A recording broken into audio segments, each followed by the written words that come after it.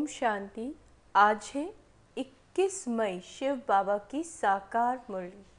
आज मीठे बाबा कहते हैं, मीठे बच्चे, शिव बाबा बाप, वंडरफुल बाप, टीचर और सदगुरु है।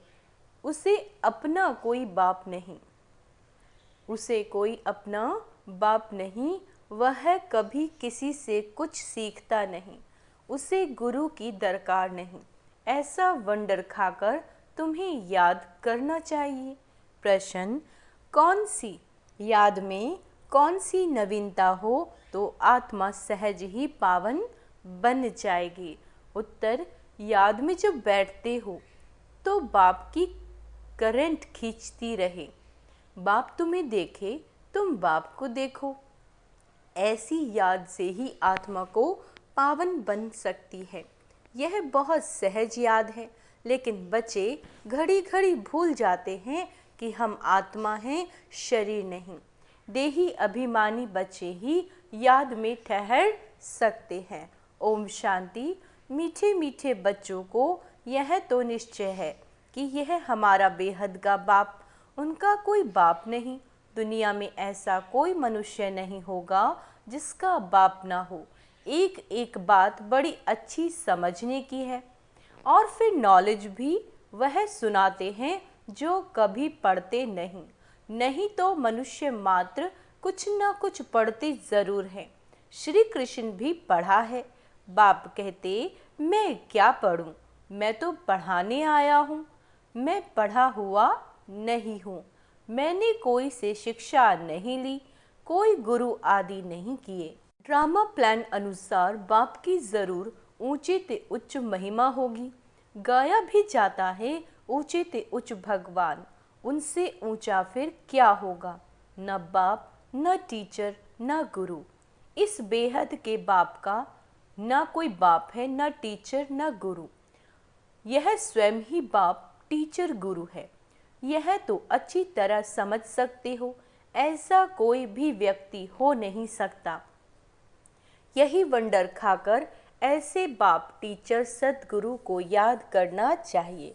मनुष्य कहते भी हैं, ओ गॉड फादर।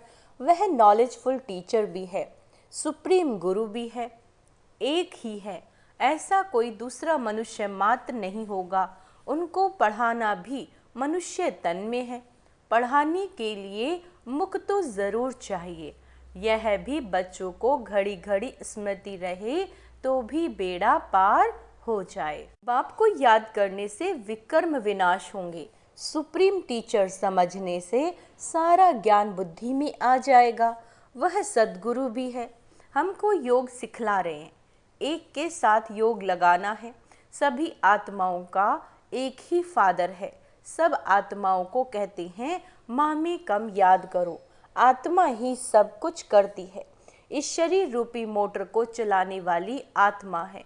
उनको रथ कहो, वह कुछ भी कहो, मुख्य चलाने वाली आत्मा ही है। आत्मा का बाप एक ही है। मुख से कहते भी हो, हम सब भाई भाई हैं, एक बाप के बच्चे, हम सब भाई भाई। फिर जब बाप आते हैं प्रजापिता ब्रह्मा के तन में, तो भाई बहन होना पड़ता है। प्रजापिता ब्रह्मा मुख वंशावली, तो भाई बहन होंगे ना।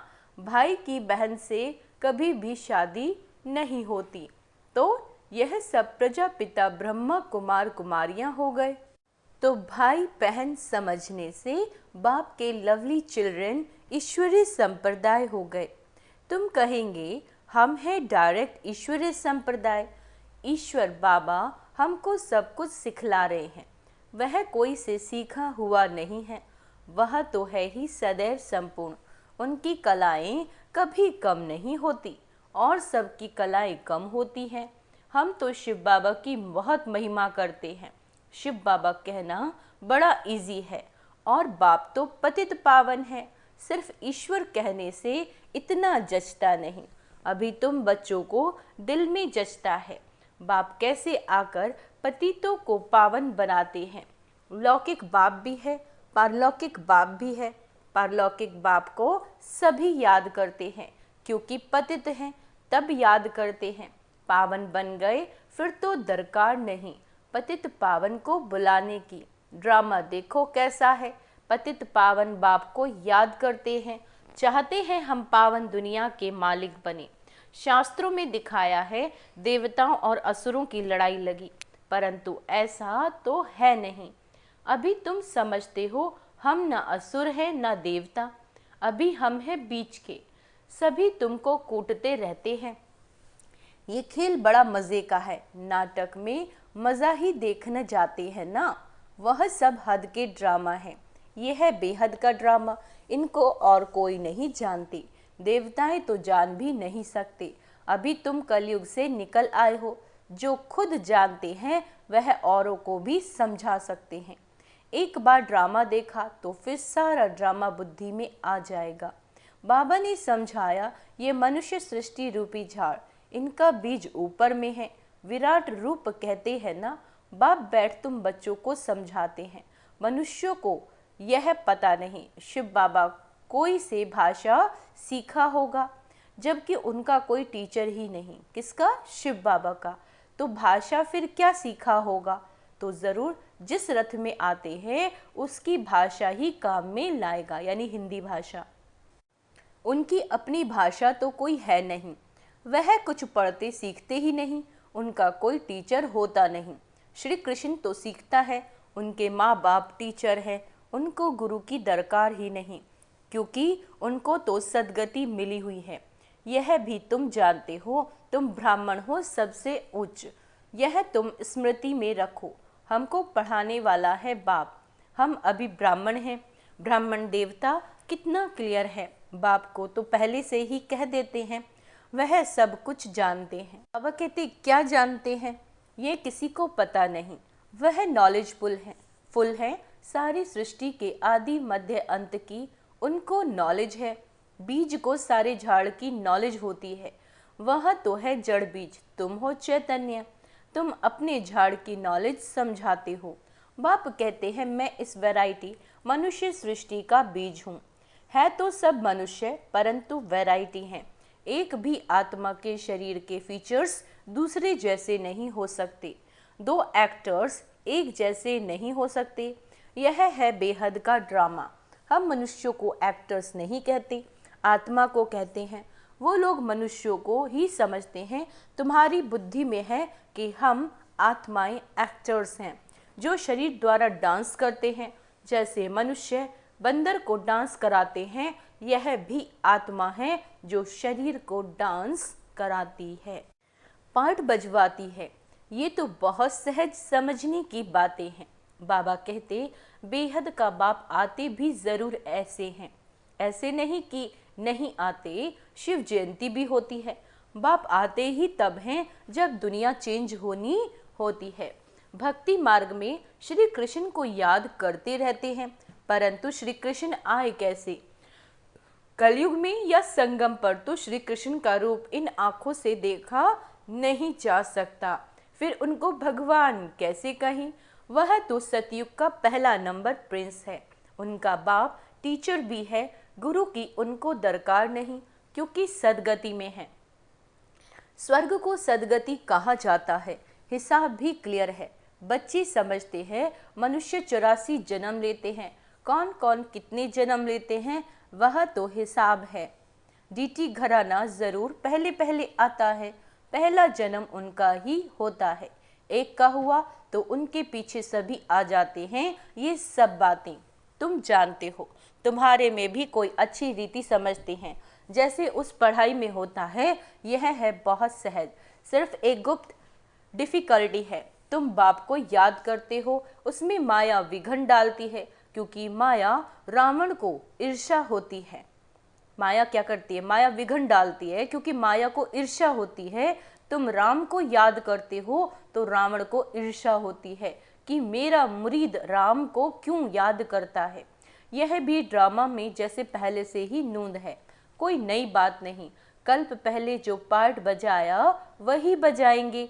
अभी तुम पुरुषार्थ कर रहे हो, कल्प पहले जो पुरुषार्थ किया वह अभी भी कर रहे हो। ये चक्र फिरता रहता है, कभी बंद नहीं होता, टाइम की टिक टिक होती रहती है। बाप समझाते हैं यह 5000 वर्ष का ड्रामा है।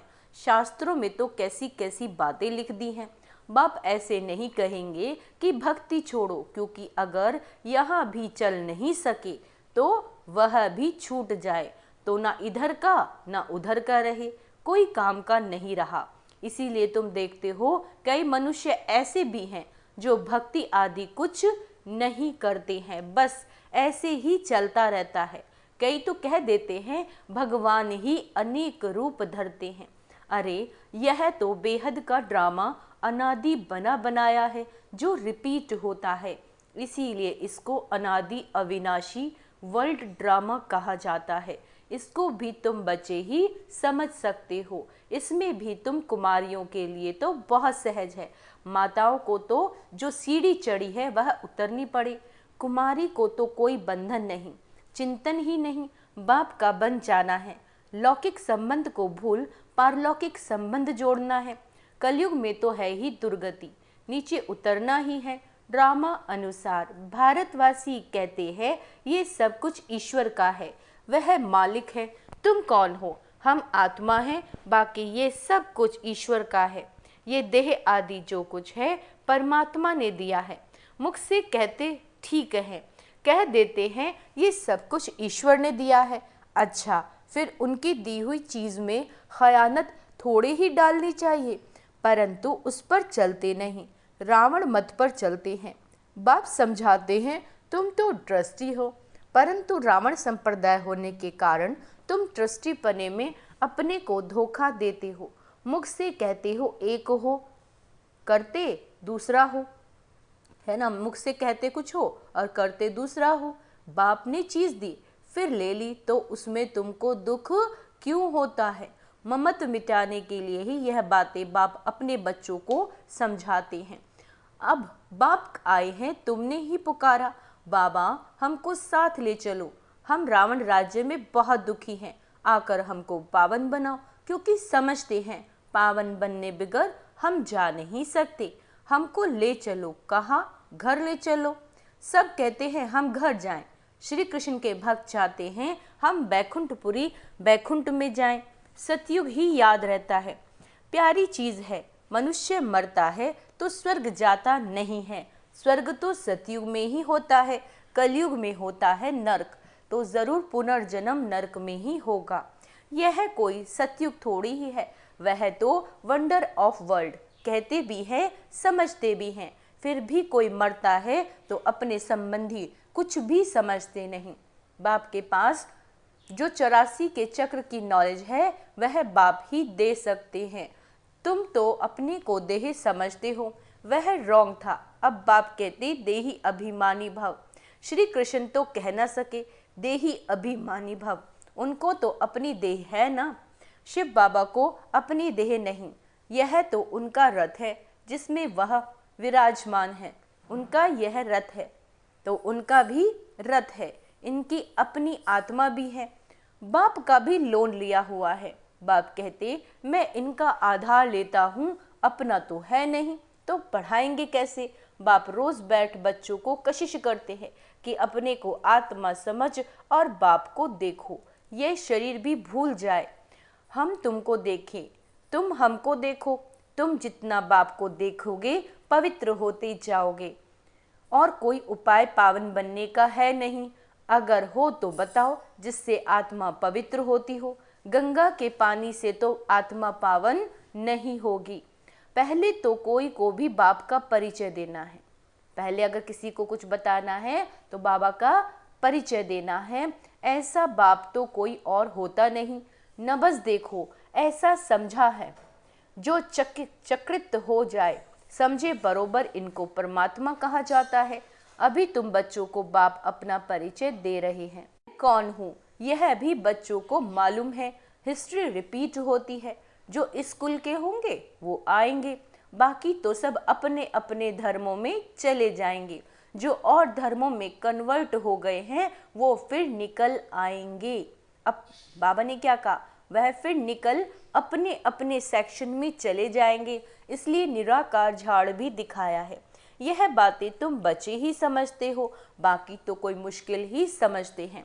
7-8 से कोई 1-2 निकलेंगे जो समझेंगे ये नॉलेज तो बहुत अच्छी है। यहाँ का जो होगा अंडरलाइन करेंगे, जो यहाँ का होगा यानी देवकुल की आत्मा होगी, उनको तूफान कम आएंगे, दिल होगी फिर जाए, जाकर सुने, कई फिर संग के रंग में भी आ जाते हैं। कई आत्माएं दूसरी आत्माओं के, बाबा कहते हैं, संग के रंग में आ जाती हैं तो फिर आते नहीं। जहां पार्टी को जाता हुआ देखेंगे तो उसमें लटक पड़ेंगे, सोचता है ये वहां जा रही है आत्मा तो मैं भी इसके साथ चल देती हूँ। बाबा कहते मेहनत बहुत लगती है, इतनी मेहनत करनी पड़ती है, घड़ी घड़ी कहते हैं हम भूल जाते हैं। क्या भूल जाते हैं? मैं आत्मा हूँ, शरीर नहीं। ये घड़ी घड़ी भूल जाते हैं बच्चे। बाप भी जानते हैं बच्चे काम चिता पर बैठकर काले हो गए हैं। किस चीज से काले हो गए बच्चे? काम चिता पर बैठकर कब्र दाखिल पड़े हैं। बहुत गहरा शब्द बाबा ने बोला, आत्माएं क्या हो गई हैं? कब्र दाखिल हुए पड़े हैं, इसीलिए सांवरे हो गए हैं। उनको ही फिर बाप कहते हैं हमारे बच्चे सब जल मरे हैं। यह बेहद की बात है, कितनी करोड़ों आत्माएं अपने घर में रहने वाली हैं, अर्थात ब्रह्मलोक में रहने वाली हैं। बाप तो बेहद में खड़े हैं ना, तुम भी बेहद में खड़े हो जाएंगे। जानते हो बाबा स्थापना करके चला जाएगा, फिर तुम राज्य करेंगे, बाकी सब आत्माएं शांति धाम में चली जाएंगी। अच्छा, मीठे मीठे सिक्के लदे बच्चों प्रति माता पिता बाप दादा का याद प्यार और गुड मॉर्निंग। रूहानी बाप की रूहानी बच्चों को नमस्ते।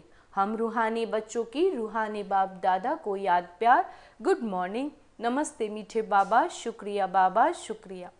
धारणा के लिए मुख्य सार, किसी भी एक्टर से, दुनिया में जो भी आत्माएं ड्रामा में रोल प्ले कर रही हैं, बाबा उसको एक्ट कह रहे हैं कि कोई भी आत्मा किसी भी एक्टर से रावण ईर्ष्या करे, विघ्न डाल रही है यज्ञ में, तूफान में लाए, तो उसे न देख अपने पुरुषार्थ में तत्पर रहना है ना। जो जैसा कर्म कर रहा है बाबा जाने, हमें अपने पुरुषार्थ पर अटेंशन रखना है, उन्हें नहीं देखना, क्योंकि बाबा ने कहा हर एक एक्टर का पार्ट अपना अपना, इस ड्रामा में अपना अपना उनका पार्ट है। ये अनादि ड्रामा बना हुआ है।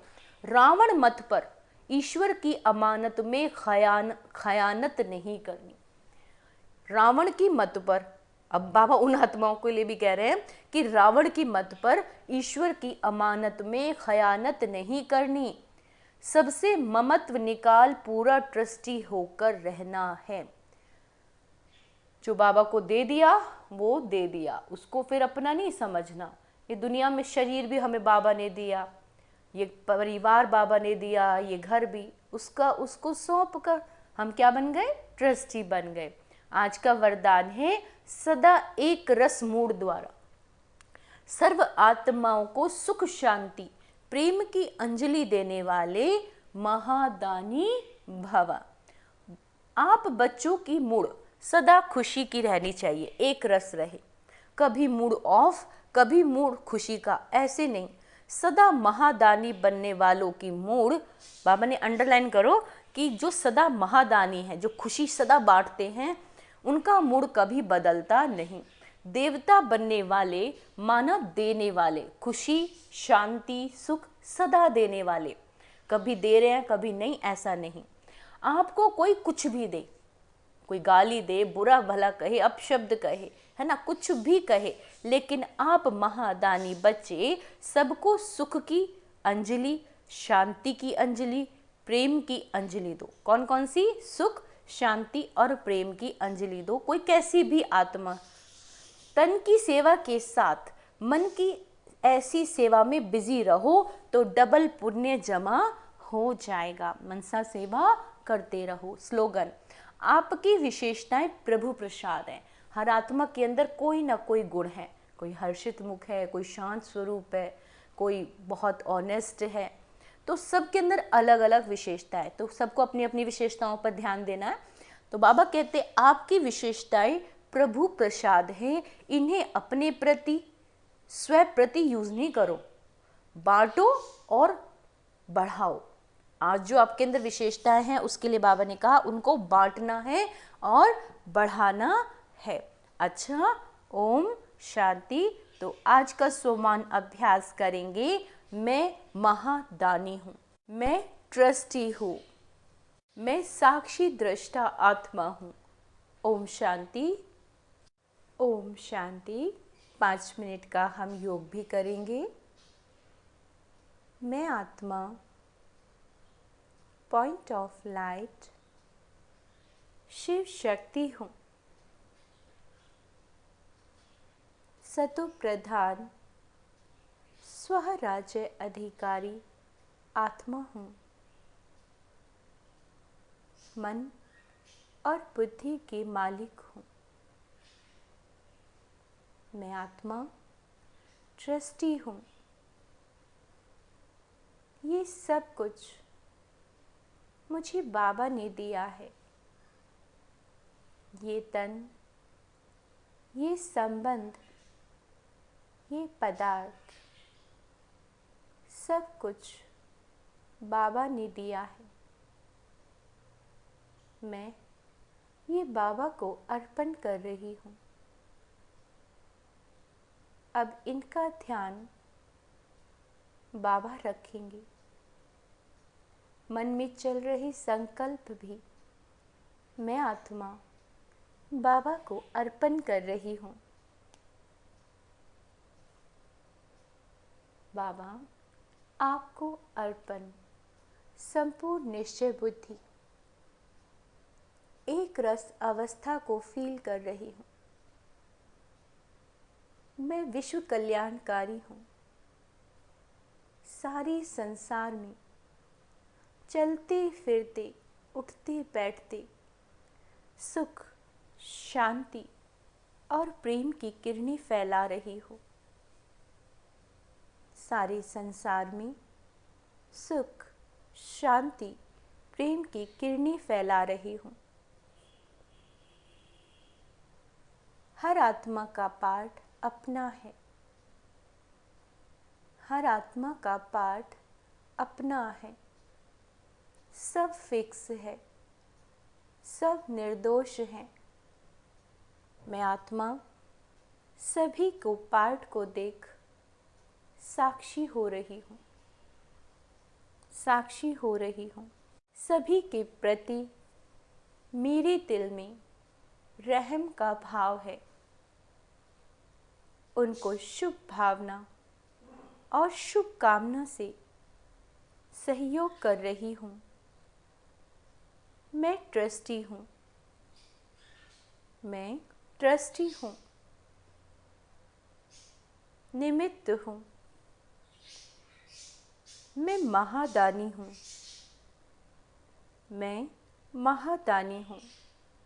सुख, शांति और प्रेम की किरणें निरंतर सारे विश्व में फैला रही हूँ और मेरा पुण्य का खाता निरंतर बढ़ता ही जा रहा है। मैं तीव्र पुरुषार्थी हूँ। मैं तीव्र पुरुषार्थी हूँ। ओम शांति।